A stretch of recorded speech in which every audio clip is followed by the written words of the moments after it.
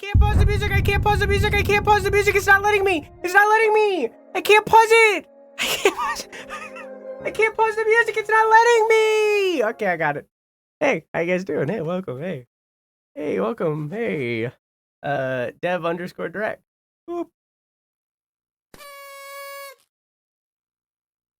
This marks 25 years of Xbox, a milestone that celebrates the diverse storytellers, teams, and fans who bring these worlds to life. Let's take a closer look. It's gone.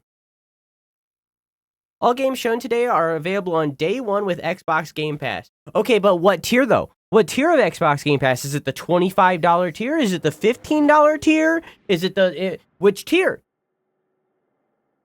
You made it too complicated and you made it too expensive, so now I don't know what the fuck that even means anymore, and now that little symbol's gonna pop up and it doesn't mean jack diddly squat to me.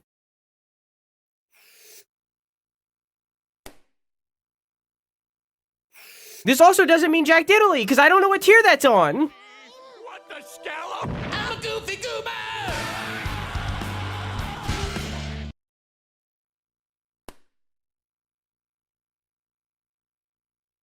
Oh. How about that weather? Getting cold, huh? How many fucking intros are... All the games you're about to see are in development. They don't represent the thingy. I hope they interrupt every single trailer to show more black and white text. Kicking off 2026 with a year of great games. Straight from the devs. It looks like Mark Hamill. Direct to you. Do you think Forza is going to be in this showcase?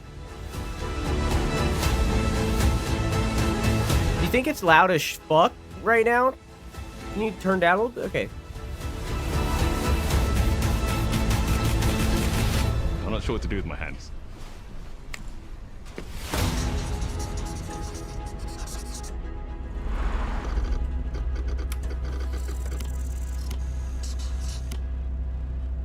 Game Freak's at this? You think Nintendo's gonna sell off... Well, do they even own Game Freak? You think Nintendo's never gonna produce Pokemon games ever again because they're traders? Because they're traders? Welcome to this world-first look at committed treason? 6. I'm Torben Ehlert, design director for Forza Horizon, and I can't wait to show you what the teams at Playground Games and Turn 10 have been working on. And I'm Don Arcetta, art director for Forza Horizon. I'm escaping to the one place that hasn't been corrupted by The Horizon capitalism. Festival is a celebration of beautiful cars, hit music, and breathtaking Space! locations around the world. And now we're taking you to the place we've wanted to visit for a very long time. Oh. Japan. My guy. We designed a campaign that really focuses on your journey. You don't start as a superstar of a festival or a racing champion or even a rookie. You'll start out as just a tourist in Japan. Your first goal is That's to what a join rookie... the Okay. Horizon Festival by completing the Horizon qualifiers. After that, you'll rise through the ranks, unlocking... You don't start as a pro or a rookie. You start as someone who's never driven before. At the end of each round, you must prove you're ready to move up by completing spectacular events to unlock your next wristband. These include classic Horizon showcases and our new Horizon Rush events, where you show off your skills on thrilling obstacle courses, like this one at the docks in Tokyo City. When you finally... Name 3, Jenny. You get access to Legend Island, an exclusive region of the world with unique events, tracks, and areas to explore, and that will be a true accomplishment. Throughout that journey, all of Japan outside the Horizon Festival is yours to explore at your own pace. So, let's talk about the location we've all been waiting for. Japan is the ideal location for our biggest, most exciting game yet. Bitch, I'm not Jamie. Well, ask him to name... Tell him that Drew said... And traditional. This is our largest map, full of Very verticality, weird start. diverse biomes, Tell Jamie that I said X'd and out. Fuck breathtaking you. driving experiences. Name 3. elevated by Japan's unique car culture. So we knew from the I start. don't know. It's just we like wanted to deliver the most speaking compelling- personally, right? Like, okay, so the idea of like this is the game that we made before, but in Japan, including this Forza game. I can only name 2. The other one being Assassin's Creed.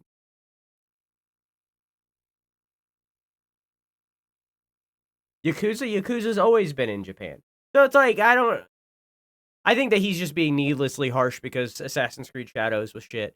And even then it wasn't really, it was kind of mid. I don't know. I feel like Japan's always going to be a hot spot for games to be located in.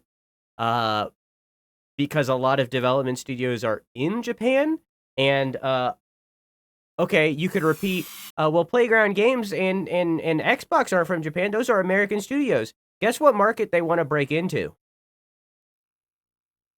So it's like, I don't know. Why are games based in Japan? Because the teams are based in Japan, and people want to break into the Japanese market. You know what I mean? Like it's. But for that thing specifically of like games we did before, but Japan, there's 2. This one and Assassin's Creed. Like, and authentic game possible. To help us create those experiences in-game, we sought out advice and insight from people who've lived with Japanese car culture their entire lives. and Yakuza's in Japan. That was already Japan. What are you talking about? Grew up in Los Jackie Angeles Chan's and dead. Get Tokyo, over it. both cities known for car culture.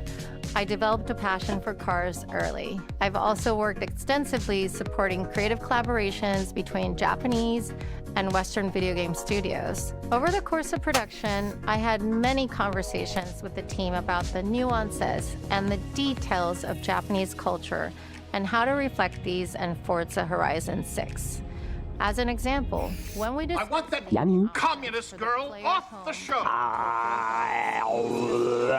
home, show. picking 7 and 8 because those 2 numbers are considered fortunate in Japan. In fact, these numbers are also part of a well-known Japanese proverb, nanakorobi yaoki, which means never give up. When our team builds a Forza Horizon game, we focus paying on the attention essence of and the I place, shouldn't. what makes it special and unique. At the start of production, our team traveled to Japan to capture reference for everything. Time lapses of real Japanese skies, photogrammetry of trees and geology, scans of roads and buildings, and things as simple as water kick-up and the way fallen cherry blossoms respond to passing cars. From these references, we then work to capture the soul of those places, adapting it for Horizon's open-world gameplay. And since Japan is home to driving experiences unlike anywhere else, that process begins with the roads. Inspired by the C1 Loop, Ginkgo Avenue, and mountain passes, like Mount Haruna and Bandai Atsuma. Then we layer in the details around them, creating a world where every road leads. Then we added real tourists that walk in the middle of the street while you're racing. For this game, we've built our biggest urban area yet. Our Tokyo city is 5 times larger than anything we've designed before, with multiple districts, each with a unique identity. We work to create a city where every road, every corner, and every shortcut is fun to drive and a delight to explore. Seasonal change in Japan is dramatic, and these changes are why Game we did before, again, the same, no difference, literally even the same graphics map minigame story for 20 years. I mean, as you explore. yeah. That sense But of this one's in Hawaii! everything you find on your road trip in Japan is something for you to collect. Cars, And this was also in Hawaii, but you're a pirate! mascots, and more, all tracked in your adventure journal. Japan's car culture is one of the reasons we've been so excited for this location. And Forza Horizon 6 will feature more than 550 cars at launch. Those cars will have new body kits, new Forza Aero, and the ability to paint liveries on windows. We've also fully overhauled our roster to be better balanced across all performance classes, from D to our new top-end R-Class for track-focused cars.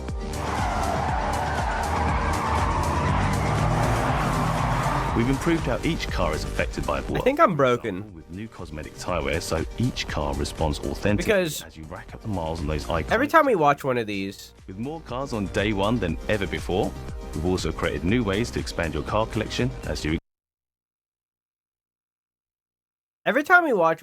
they show these like insane vehicles that are like, this is a Bugatti, this is a Lamborghini. I don't even know cars enough to say them. It's like these wacky sports cars that are like the fastest cars on the planet Earth.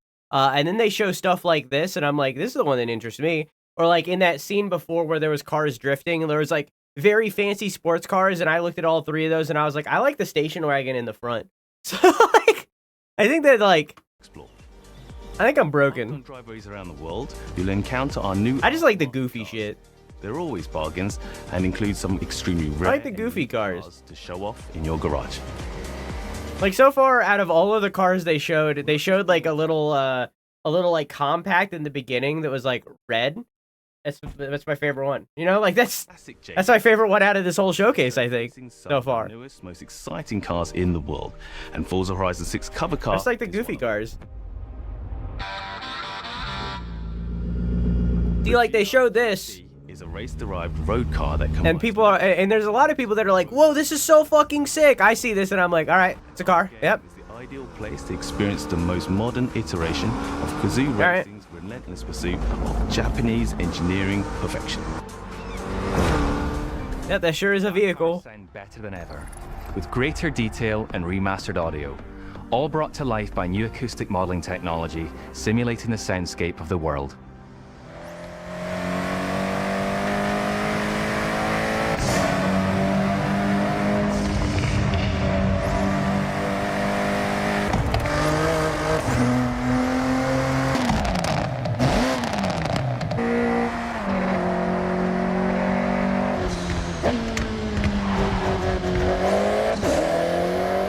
Music is a huge part of the Horizon Festival, and we're curating a diverse track list from around the world, including exciting Japanese artists, so you can choose your perfect soundtrack, whether racing, cruising, or drifting.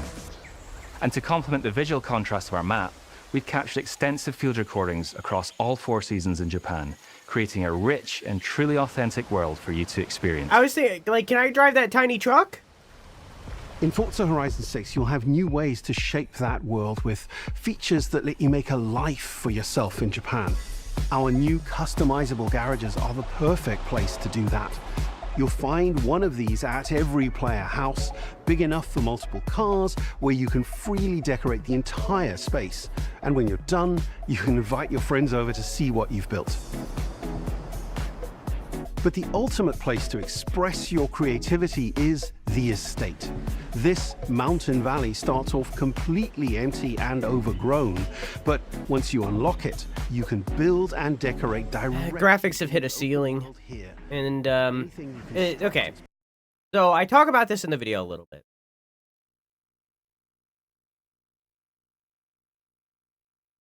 The landmark of graphic advancement is always made and showcased by vehicle games.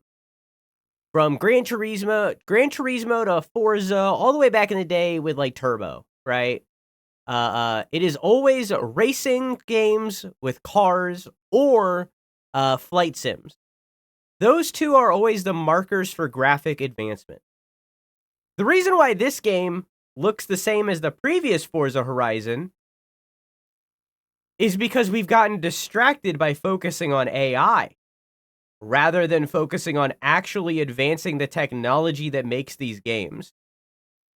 So, sure, this game looks great. The reason it looks the same is because we've stopped advancing the actual technology of the thing and have instead just focused on how to make our jobs easier by using AI, and by easier, I mean firing employees so that they're cheaper to make. So, Permanent and visitable by your friends. Our teams. does that mean we'll get bigger games? No. No, it means they'll cost less. Driving game for everyone. We'll be carrying forward all of our accessibility features from previous games. We'll also be adding in new options like proximity radar for competitive players and auto drive for players who want to lean back and appreciate the world in motion. I love having a game play itself for me. The feature is customizable high contrast mode, making the open world of Japan visually accessible to everyone. No matter how you and your friends play, you can customize Forza Horizon 6 so you can play together. Japan is world-renowned for its car meets, like Daikoku. What's the point of auto drive? Screenshots? Forza Horizon 6 will include new, open-world car meets. These are places where you can show off your cars and characters, download tunes and liveries, and even buy a copy of the cars you see. Then head out together to explore, where you'll find classic events like street races and our new Toge battles, iconic nighttime races down Japanese mountain passes. There's more to do in the open world than ever before, with new shared experiences like Horizon time attack circuits. These are seamlessly part of the open world, with no loads, no matchmaking, just a truly Bring over that flag! Friends and the in-world leaderboard. Playing together is easier and more rewarding than ever. Forza fans are incredibly creative, making everything from liveries to race events and scenic locations to explore. To support your creativity, we've added the ability to start building from anywhere, as well as loads of other player-requested improvements, all of which are also available in the estate and the customizable. That's pretty cool. We also know you love to collaborate, so in Forza Horizon 6, we're making building fully multiplayer. In Horizon Collab, you and your friends can build anything you can imagine together. From everyone here at Playground Games and Turn 10 Studios, we hope you've enjoyed this first look at some of the new features we've been working on, and that you're as excited as we are for the game. We'll be launching on Xbox and PC on the 19th of May. If you're a Forza fan on PlayStation, we'll be welcoming you to Japan later this year when our PlayStation version is ready. For now, though, stay tuned for more updates about the game over the coming months, and thanks for joining us. We can't wait to see That game did not look like it was a month away. as we discover Japan together.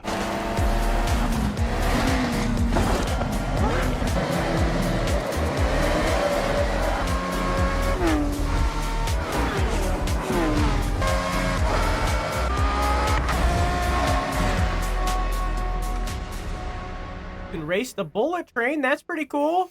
Quiver. Hi, Quiver.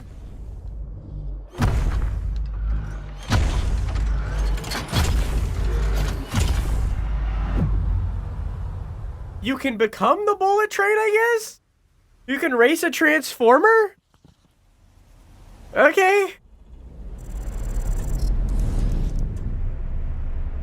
Oh, it's a few months away. It's May 19th. Sorry, it's May 19th. Not 1 month, a few months.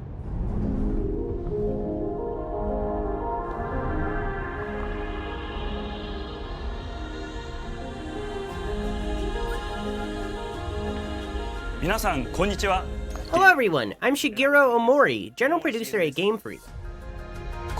Welcome to our office here in Tokyo, Japan.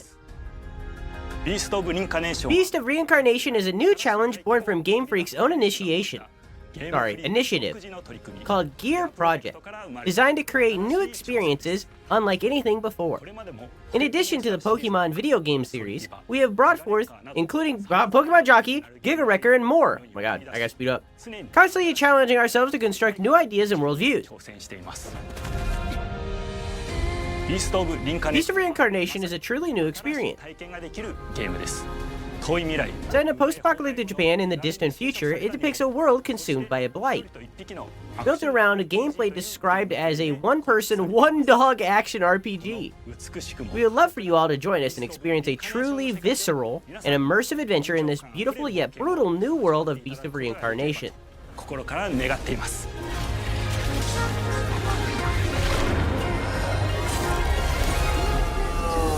I've recently served as battle planner and sound manager for some of the titles in the Pokemon series. I've always wanted to try the stronger to try a new kind of game.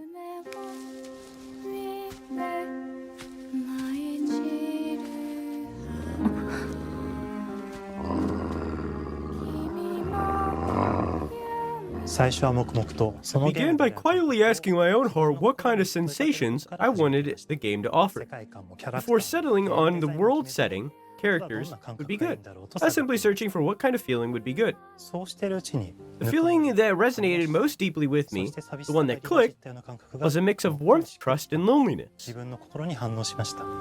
Oxford, Emma, the exiled protagonist, you went too fast. Protagonist and her warm companion, Ku, who journeyed through this world with her, were born. God damn it, he's talking so fast! Were born during that process. After hearing the concept of Beast of Reincarnation from Furushima, I was very intrigued. I knew right away I wanted to be a part of it.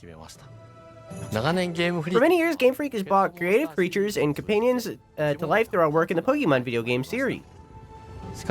In this project, however, we aim to create an experience of journeying through a harsh world alongside a partner. Man, a world where parasitic plants known as the Blight have overgrown across the globe, permeating through the ruins of human civilization, creating a harsh environment that requires dynamic movement traverse. It's so different for a Pokemon. This is how we came up with the idea of giving Emma vine-like hair that she can manipulate at will. And the prototype for it began to take shape. Bayonetta? This helped shape Emma's background and character design. Bayonetta?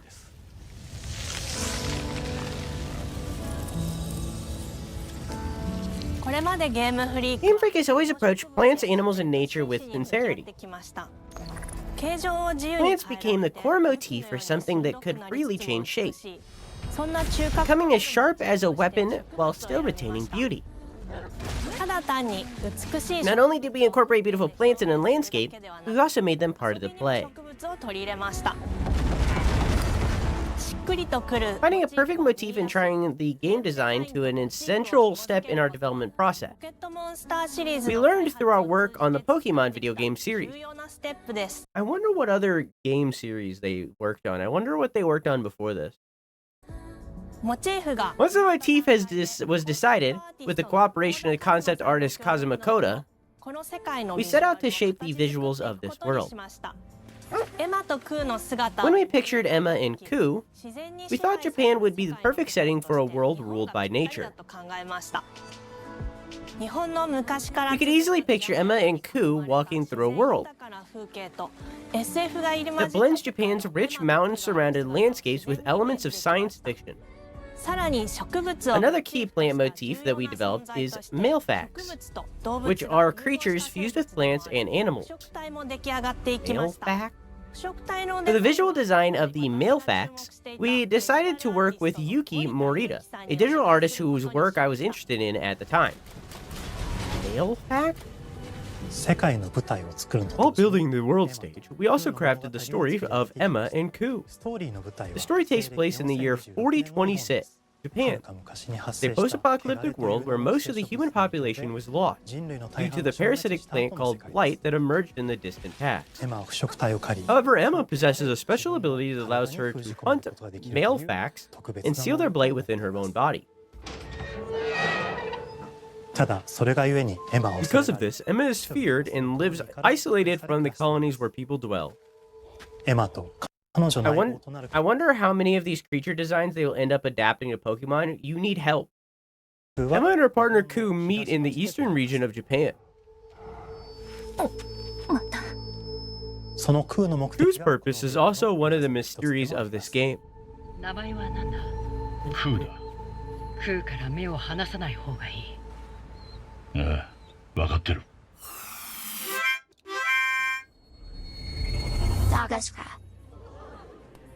Fujigo Emma, お前に輪廻の獣討伐の命を下す。都に迫る輪廻の獣を討伐する。 To beat the beast of reincarnation, Emma and Ku must further strengthen their powers. To that end, you will defeat the powerful entities corrupted by the blight known as Nushi, その力を取り込んでいくことになります。 and absorb their powers. 汚れを封じることができるエマ A の力。 special duty that only Emma can perform.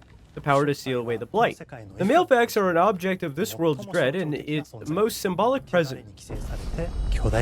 There are creatures that have been taken over by blight. There are powerful enemies that Emma and Ku must fight. The Mailfax spewed the blight and trampled the world underfoot. Among the Mailfax, a particularly large existence called the Nushi manipulates plants and summons blighted forests in its territory. The surrounding environment changes drastically once you enter the blight area. Formidable Mailfax attack and block the player's path. And there's one more faction of this world, the Golems. I love them, I love them, I love them, I love them, I love them, I love them. The Golems are beings created by former humans, transferred their souls into mechanical bodies in order to survive. Over the past 2,000 years, Golems have mastered formidable combat skill. However, their souls have deteriorated, causing them to lose control. Emma and Ku encounter a variety of others. On their long journey, they are supported by characters like Brad and Kagura.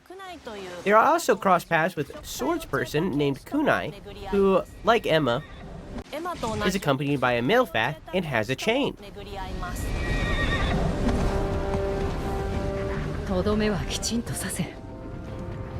Emma and Ku both harbor the same blight power, resonating with each other's strength as they fight. For example, when Emma assesses the enemy's movements and parries an attack, power builds up in Ku, allowing her to unleash powerful techniques known as blooming something. What the fuck?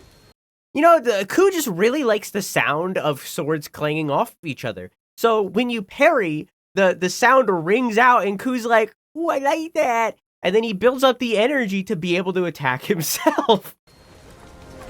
When you unleash a blooming art, it will give Emma the option for her next action. With one art, Emma could create a large spider lily to leap onto and perform a downward attack. Alternatively, Emma could choose a technique that would bind the enemy, allowing you to unleash powerful attacks onto them. Time slows down when selecting these moves, giving you time to think. Hate that. It's similar to choose the next command to activate in a turn-based RPG. As their skills sharpen, coordination between Emma and Ku becomes more increasing. They're always connected through their complementary abilities. Emma and Ku each have a skill tree. We designed it so that Emma's action influence Ku, and Ku's actions influence Emma. That's cool. Furthermore, as the bond between Emma and Ku increases, the number of skills they can do increase. By combining various skills, you can create your own playstyle. The combat deepens with the introduction of spirit stones that connect Emma and Ku, and allows players to stack katana effects that trigger when Emma performs a parry. That's cool. Some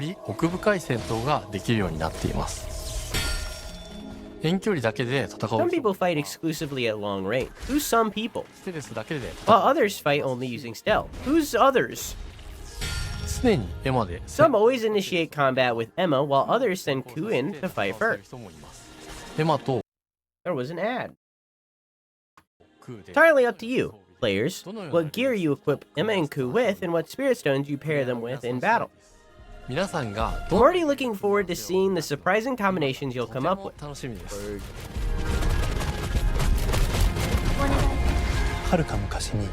New world, beautiful yet brutal, engulfed by the blight of the distant past. For 6 years since the project's inception, we have poured all our effort into scattering countless secrets and profound charm throughout this world.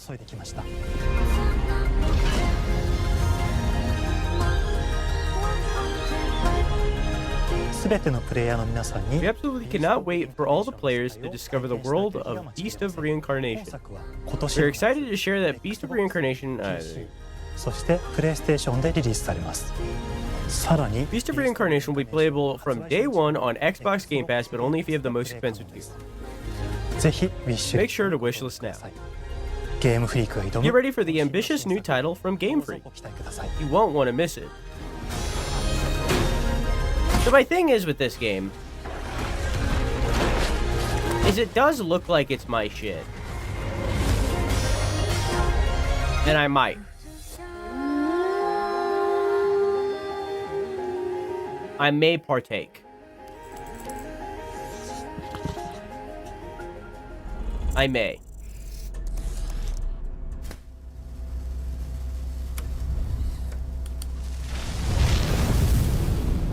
Hello.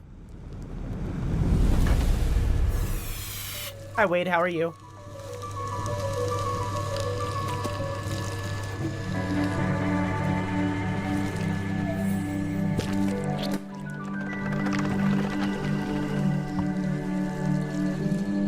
Someone else's hands entirely. Okay. Founder and studio head at Double Fine Productions. And this is Elizabeth Larkin, senior tools programmer and junior in-house ceramicist. At Double Fine, we try to take a little time every so often to create quick game prototypes. Anyone in the company can pitch a game idea, and we have a vote on which ones we want to try to make. We forget the projects we're currently working on, basically get amnesia, and we do this for 2 weeks. That's a fortnight. And we build a few of these experimental game prototypes. We call this process Amnesia Fortnight. We've had all sorts of great ideas come out of this process. It's just like this clay. With a little bit of pressure and creativity, something interesting is created that wasn't there before. Our next game came out of Amnesia Fortnight. It's all about encouraging you to create with others, and then use what you create to destroy each other.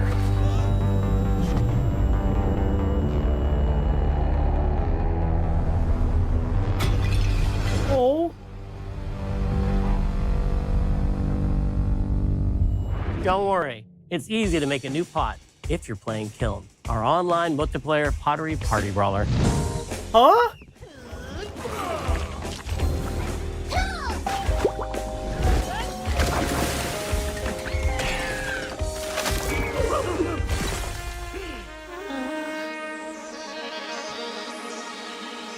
Interesting. We love to explore new and original ideas here at Double Fine, alongside last year's Weird But Chill game Keeper, featuring surreal and dreamlike exploration. Haven't played that. Would like Kiln to. is the other side of that coin, bringing high-energy, expressive multiplayer action.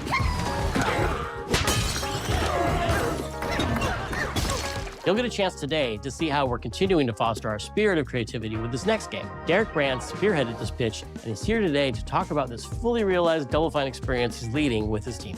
Kiln is a multiplayer party brawler, and it's just as much about the act of trading with your friends as it is fast-paced competitive destruction. It looks really silly. To respond to your creative design choices, as well as your relentless cruelty to anthropomorphized clay pots. That was a plate. I've spent my career as a concept artist, focused on coming up with unique It's characters Spore, and environments at Double Fine. but party I also play brawl. a lot of action titles, which got me wondering, what would a game look like that included not just the cathartic element of destruction and action, but the equally cathartic act of creation I was familiar with as an artist? I stumbled on the answer one day: what better solution than a pottery wheel? We wanted to give players the ability to create characters out of any shape and to make sure that what you make has a charming, animated personality. You start off as a little helpless, naked spirit. Nice. You're not capable of much in this state. Thankfully, you are capable of manipulating clay, and a pottery wheel is the perfect place for the creation of a new body. And when it comes time for destruction, those shapes needed to translate into capable fighters. Pots that can compete in challenges in a way that only pots can. Our game mode, Quench, brings all of that together in a 4v4. I really want to play this. I feel like this game has to be $10 or less. You and your friends need to balance your pot's shape and abilities with its capacity for carrying water into enemy territory. Here, you'll navigate through the environment with your team's unique creations. This game needs to be $10 or less, ideally $8. That's the idea. And of course, fill your pot up with water to ultimately douse the enemy's kiln and win the game. Got him once. Now keep at it.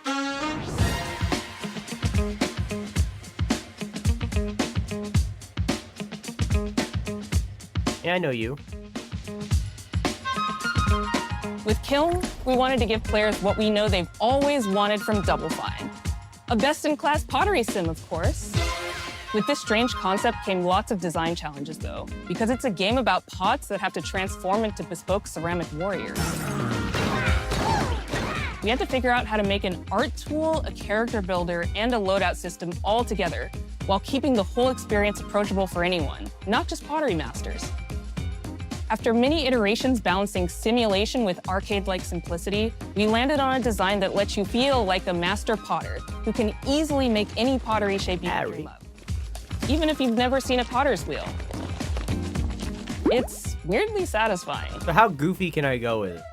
We've carefully married the clay technology with the behavior of the sculpting tools and controls to make sure anyone can pick it up in seconds. Refine it with sponges, shapers... Everybody's gonna make a penis. You know what I mean? Everybody's gonna do it. We know it's gonna happen. Everybody's gonna make a penis. You'll notice the game recognizing the different How goofy can I go with it? It'll automatically detect when you're shaping things like cups, vases, bowls, and many more. So that means we had to ask ourselves, if I was a vase, and this vase that I just made was now my body, what can I, as a vase, do?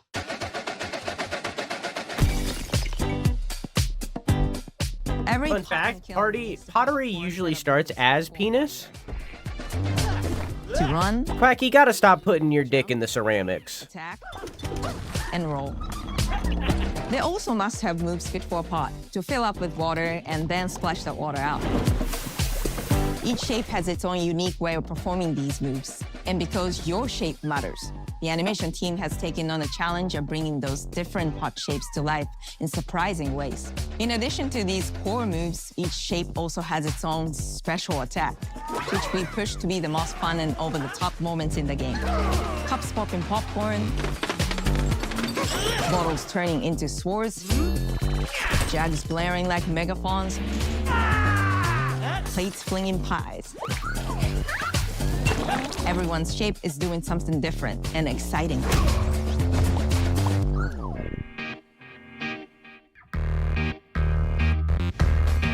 As you fight over the water on the battlefield and try to extinguish your opponent's kiln, Down. One to go. you'll have to pay attention to each map's unique nuances. Our mantra of shape matters. This game should have a carries over into Splatoon our mini maps. game. We specifically designed our maps to integrate with how you choose to play and what pot you choose to play as. So you'll see things like secret tunnels that only fit certain size pots and pathways that are only traversable with certain shapes. You'll fight on fractured, floating pieces of ancient history, like an ancient Greek nightclub fit for Dionysus. You collect the paint in your pot and then you squirt it. Navigate Athena's giant strategic war map, inflating sponge warriors with water to rearrange the battlefield to your advantage. Fight in the Egyptian god Set's dingy punk venue, complete with a mosh pit where only one pot can emerge unbroken. Leverage your unique creations. Everything from your size, your capacity to carry water, your speed to cross the battlefield, and other choices you can make will define how you want to approach your playstyle. Do you want a team full of large cups, maximizing your dousing potential? Go back down, baby. Or a team of tiny ninja saucers ready to quickly smash up anything that gets in their way? Or a unique combination you've discovered that balances power and splashability?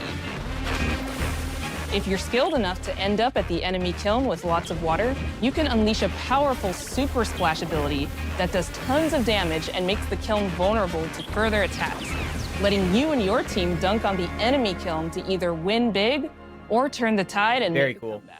And that is how it's done. At the end of a round, the cycle of creation No comment. and destruction loops around again, and now you're back in the wedge, a multiplayer lobby where you can hang at the wheel and make something cool. Is that a bong?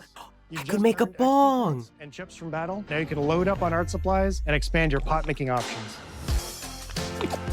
I think of the game being so much about the fighting, but when people play it, they just want to create all day long. Our decoration system was designed to support your creativity. As we did with the design of the sculpting process, we looked to the Pottery Studio for inspiration. We found ways to translate the experience of adding spouts, lids, and handles, as well as glazing to Kiln. Every design choice we made ultimately serves the goal of enabling a near infinite range of possibilities. We can't wait to see what your favorite designs are. It's all about my pizza party themed small jug. It becomes a drill that can dive under enemies, and it pops up with a special delivery of destruction. I love a medium jug A simple handle, a 2-layer. I love a medium jug. I'll tell you what. I love me a medium jug. It has a UFO-like animation, and it's great for team defense and protecting your Bix. I love me a medium jug. Tell you what. It's perfect for sneaking past enemies. Plus, its ice cream theme special is so cute. One of my favorite warrior pots has to be the medium base. It's decently fast for invading enemy players and matches. The decorations really make it shine. A curved elbow spout, cupid's handle, some spiked charms with a rainbow glaze, and one butt sticker. You can't go wrong with butt stickers. Can't go wrong with butt stickers. My favorite pots. Fucking that pottery lady would be like fucking a vampire in Twilight. Clink, clink, clink. Youch! Quack. You should be a poet. You should write a poem. You should write poems. You should write limerick. You know, you should write. You're a poet. Truly. Use the absolute most material possible to make the biggest pots possible. Truly. I call it tiny. Whichever pot you decide to create, whether you're a budding artist or a seasoned gamer, you'll be fulfilling your pottery power fantasies when Kiln launches in spring 2026 on Xbox, PlayStation, and PC. Every now and then, the pottery party. Every now and then, we'll just be vibing. We'll be hanging out, and Quack will drop some like crazy, insane philosophy, like fucking the pottery lady is like fucking the vampires from, you know, like every now and then. As we bring regular updates throughout the year with expanded decorations, new activities and game modes, and much more. Crates. Creating is more fun together, and we'd love your help sculpting this experience. Be on the lookout to throw down with fellow Double Fine fans and join the Double Fine Action Insiders for an even earlier look and a chance to play in our closed beta very soon. You want me to say it 5 times? That's mean. Am I supposed to? Okay. This game is called Kiln, an online multiplayer party brawler, online multiplayer party brawler. Never do it twice. Okay, I can do it again. Online multiplayer pottery brawler. It's getting better. Online multiplayer pottery party brawler.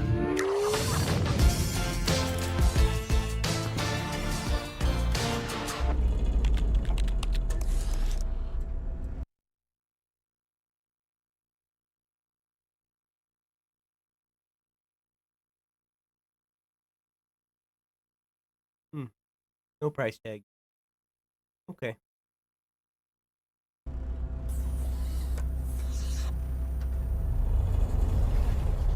That is hard to say. Multiplayer party pottery brawler. Oh, fuck! Oh, I almost got it! Dang it! Hi, welcome to Playground Games, where I'm thrilled to share our very first deep dive into a game we've been making here for a really, really long time. Fable.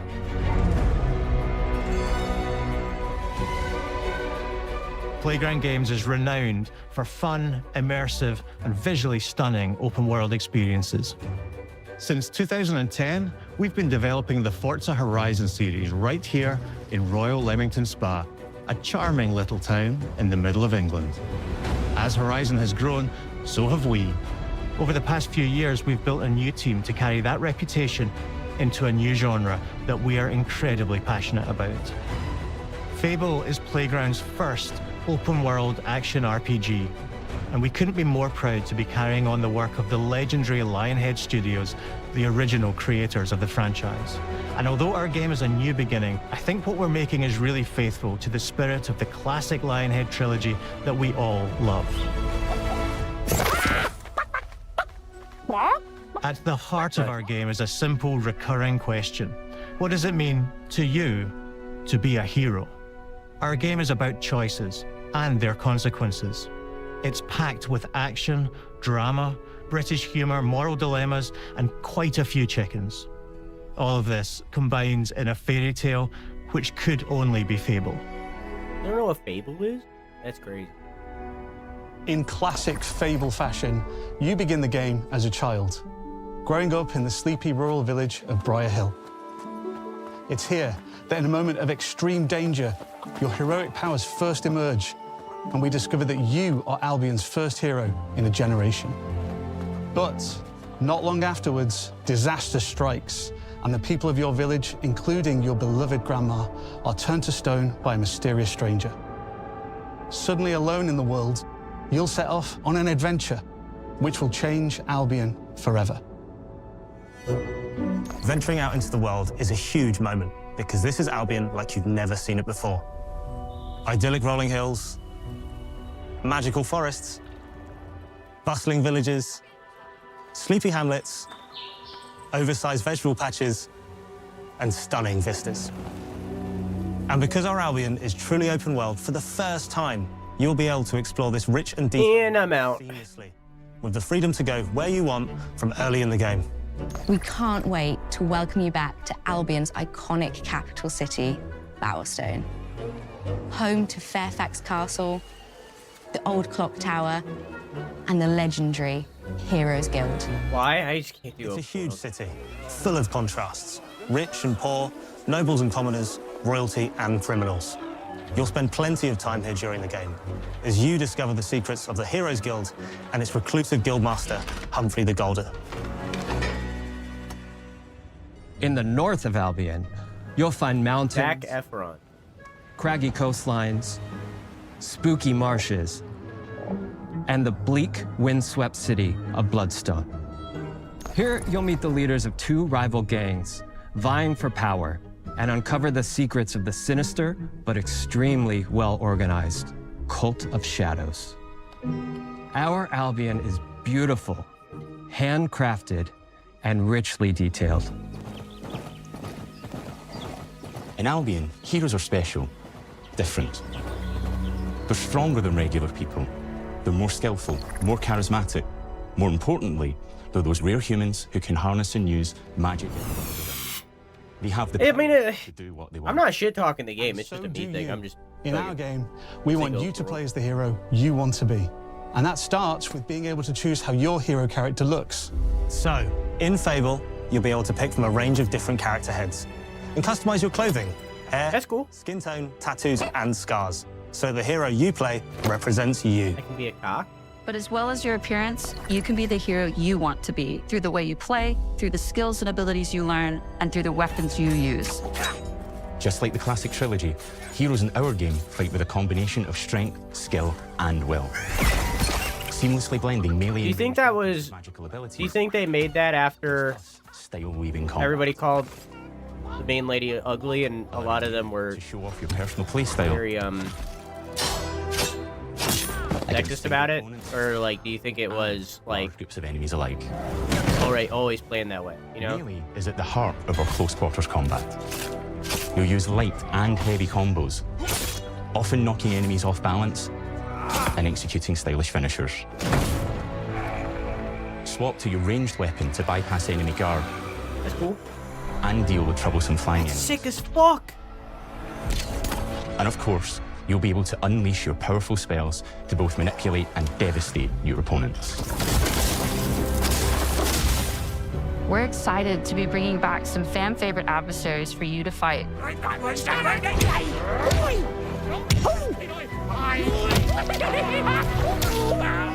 Hobbs are back, as are Balverines, Hollowfolk, and Trolls. And we're adding brand new enemies too, like this fearsome cockatrice, a giant fire-breathing chicken. Each enemy family is different, with their own weaknesses to exploit and defenses to overcome.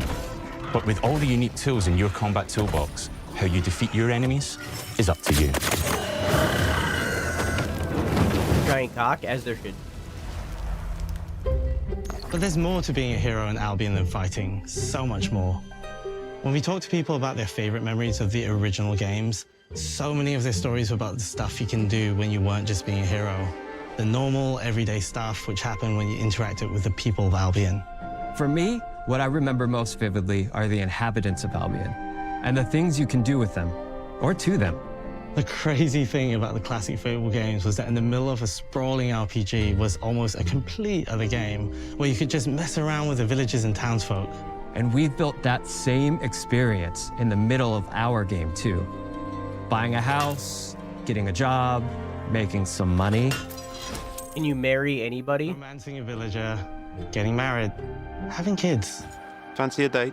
Perfect. You can get to know me better. Buying another house. Okay, but can that be anybody, or is that a set? Not like is there only certain NPCs that you Buying can do every that? business Well, now. I guess you know, Getting rich. obviously not the ones that are already taken, but you know what I mean. People, having a bunch more kids. Marry. Oh. Forced along the way for good measure.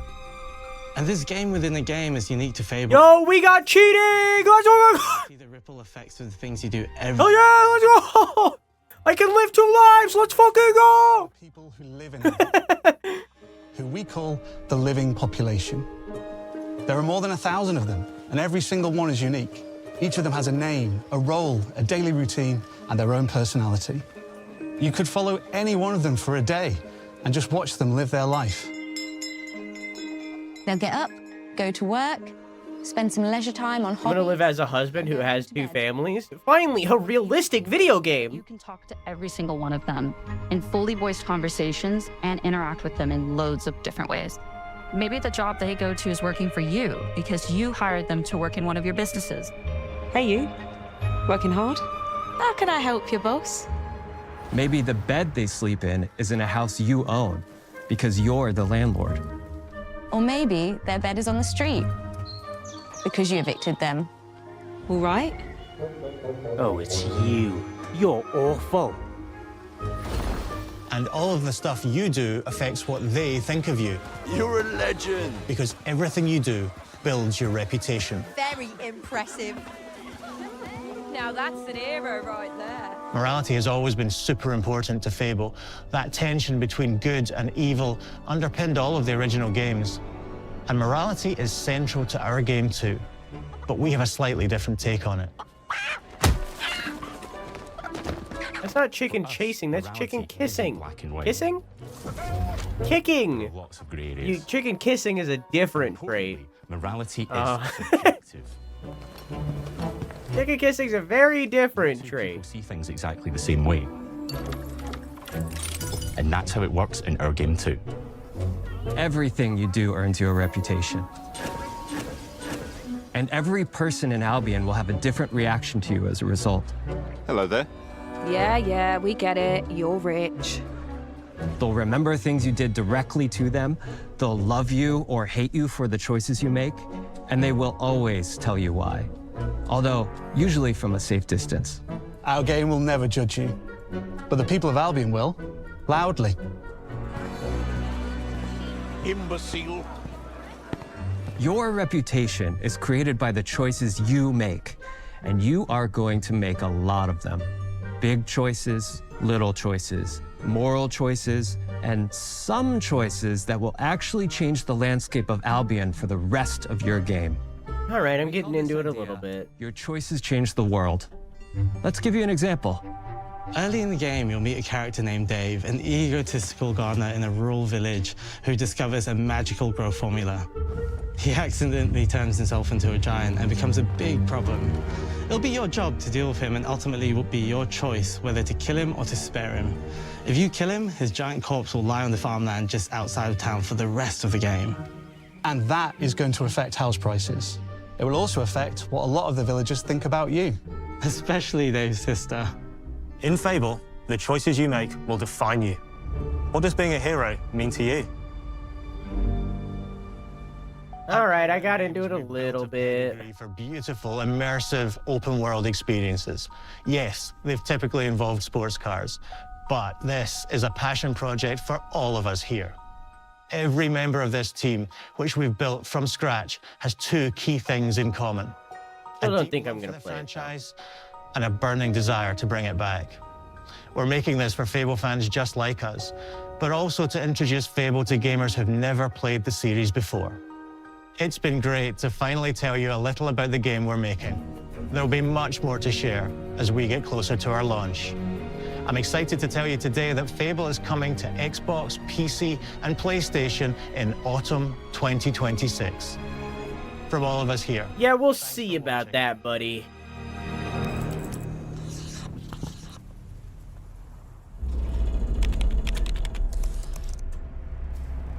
Yeah, I don't know.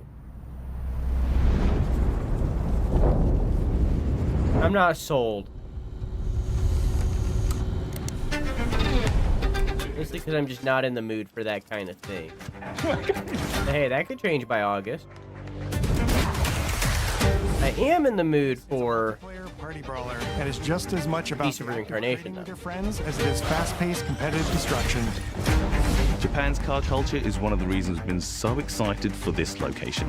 Forza Horizon 6 will feature more than 550 cars. Yeah, that one.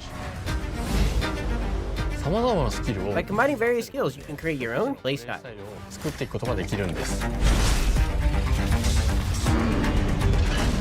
You can be the hero you want to be through the way you play, through the skills and abilities you learn, and through the weapons you use.